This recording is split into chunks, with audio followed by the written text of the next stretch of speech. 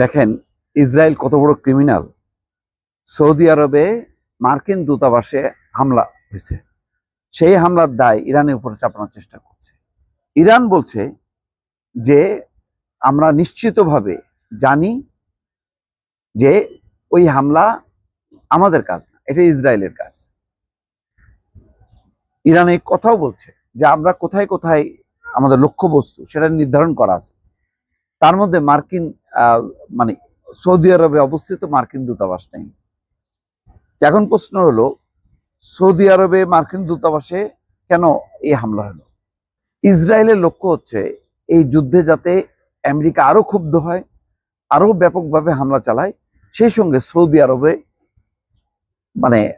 আরবও যাতে ক্ষুব্ধ হয় এবং তারা অতিষ্ঠ হয়ে হামলা শুরু করে। তার মানে আরো দেশগুলোকে ইরানের বিরুদ্ধে যুদ্ধে জড়ানোর এটা হচ্ছে একটা নীল নকশা, এক ঢিলে দুই পাখি মারা। যে আমেরিকা আরো ক্ষিপ্ত হবে ইরানের বিরুদ্ধে, আর সৌদি আরব যেহেতু এখনো যুদ্ধে তারা অংশ নেয়নি, সুতরাং তারা যাতে ইরানের বিরুদ্ধে যুদ্ধে অংশ নেয় সেই কাজটা সমাধান করা। এর আগেও কিন্তু যে সমস্ত বেসরকারি স্থাপনায় হামলা হয়েছে, সেখানে ইরান বলছে যে এই হামলা আমাদের না, এই সব ড্রোন হামলা আমাদের না।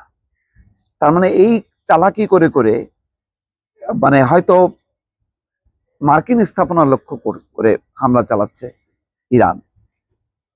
সেখানে তারা বেসামরিক স্থাপনাগুলোতে টার্গেট করে হামলা চালাচ্ছে ইসরায়েল, যাতে ওই দেশগুলো আরো উত্তেজিত হয় এবং আমেরিকা বা ইসরায়েলের কাছে হাতে পায়ে ধরে যে তোমরা আরো হামলা করে আমাদেরকে, ওই ইরানকে হামলা করে আমাদেরকে বাঁচাও।